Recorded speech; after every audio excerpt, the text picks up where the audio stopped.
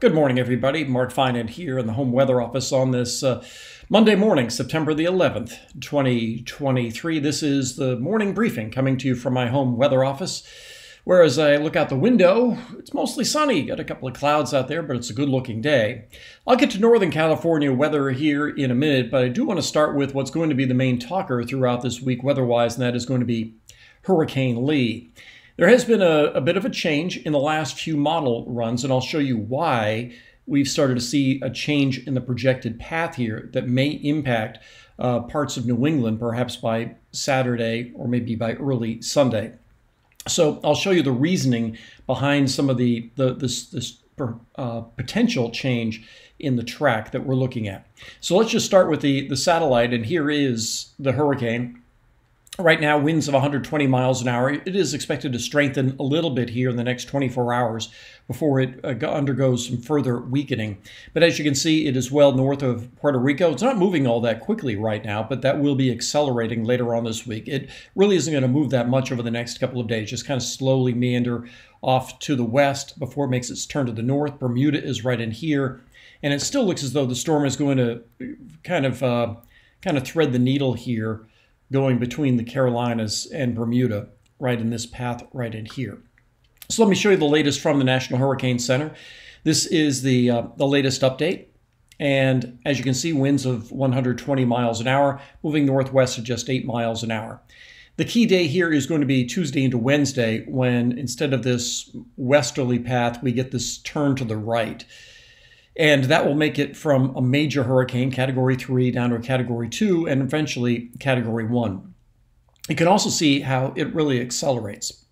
This point here is 8 a.m. Thursday. This point here is 8 a.m. Friday. And then you can see the leap that it makes by 8 a.m. Saturday. So it really will start to accelerate going north and also weaken considerably as it gets into a less favorable environment for growing, more shear, more colder water. Not that the water's cold out here, but it's colder than it is down here. So we will see the storm weaken. So if you are in New England or the Northeast and you are concerned about the storm and you hear that it's a major hurricane now, that is one thing to remember, is that it will be weakening quite a bit before it makes a potential landfall. You'll notice here on Saturday morning where the cone is. The cone is very, very wide. So in other words, you have part of Cape Cod, Nantucket, in part of the cone here, but it's also well out here. So while you do see the H right here for the projected where the I is, it could be here and it could be here. There is, and as you can see, as you get farther out in time, the discrepancy just widens, which is what happens in forecasting. Uncertainty increases as time goes out. So let's talk a little bit about what is going to influence this storm and what's going to happen here over the next couple of days. I talked a little bit about this on Friday, and it's going to be tough for me to frame this up appropriately. So let's see here. All right, let me do this. All right, so the storm, I've got the storm down here. There's the hurricane. Here's a trough coming off the East Coast. So it's the interaction between these troughs coming off the Great Lakes that will dictate where this storm goes. So unfortunately, I've got to move this over here to do this. I'm going to go out a few days here. Okay, so let me back up one here. All right. So here is, what time frame is this? This is Thursday midday. So here's the hurricane. And as this trough goes by, unfortunately, it's going by too quickly to pick up the hurricane. So if this trough was a little bit slower and the hurricane was a little bit farther north, it would get scooped up and pushed farther to the east. But what this model, and I'm going to caution you that I'm just showing you one model. The further models might show you something different. And I'll go ahead another couple of frames. All right, now this is into Saturday morning, and that trough has passed, which allows the hurricane to come up closer to Maine and Nova Scotia, while this low is too far away to really influence it. So that's the problem here, is that Again, I apologize that I've got to move this over here. So let me back up just a little bit. So you can see that this trough goes by too quickly in order to scoop up the hurricane. And so instead, in the wake of that trough going by, it's almost like there's a little void that will allow the storm to come up. Now, again, I'm going to caution you. This is just one model run that I'm showing you here. The discrepancy between it being a little farther east, a little farther west, this far out, because we're talking about on Saturday, is immense.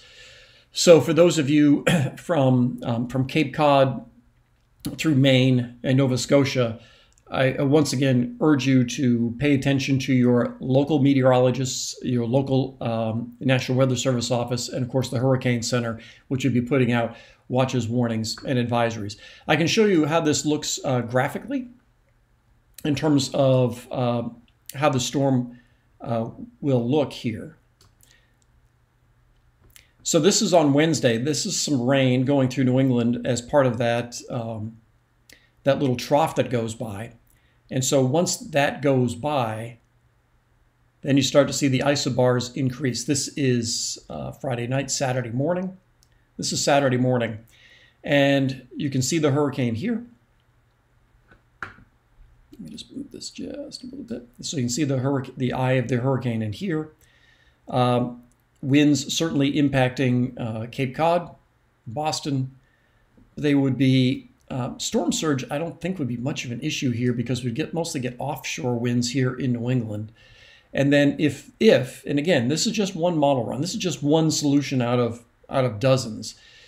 This would be a landfall of either a tropical storm or a Category 1 hurricane in what's called down east Maine. So Portland's down here, Bangor's here. So it'd be east and southeast of Bangor. So that locals refer to that as down east Maine. And then it would quickly exit. But again, I do want to say that this is not the be-all, end-all model. That's just one model. And these models will continue to fluctuate over the next couple of days. The storm may be a little bit farther to the east, depending on its interaction with storms coming off the continental United States.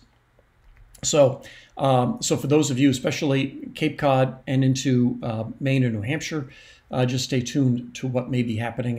And but again, I want to advise you to listen to local, trusted sources, not somebody in their basement who thinks they know what's going on. All right, let's take a look at weather in Northern California, and it's a beautiful morning. A couple of high clouds going by. We do have more cloud cover in areas to the south. Look at all this cloud cover coming off the Pacific. This is what used to be Hurricane Hova. This is all the remnant clouds and remnant moisture coming off of that, really impacting Southern California today. Central California will start to see more cloud cover. So we'll see a bit of cloud cover, especially from Stanislaus County to the south today and into Tuolumne County. I don't think we'll see a repeat of any thunderstorms like what we saw during the day on Saturday. It will be a sunny and warm day with temperatures reaching the mid-90s, and then Tuesday will bring in some cooling. Still a fair amount of smoke to our north and into Oregon. A lot of smoky skies here. The complex of fires burning in the northwestern corner of the state remain relatively active. They'll need another dose of rain to help put those down, but we won't be seeing anything in the way of rain this week. What we are expecting this week is a pretty quiet week with mostly sunny skies.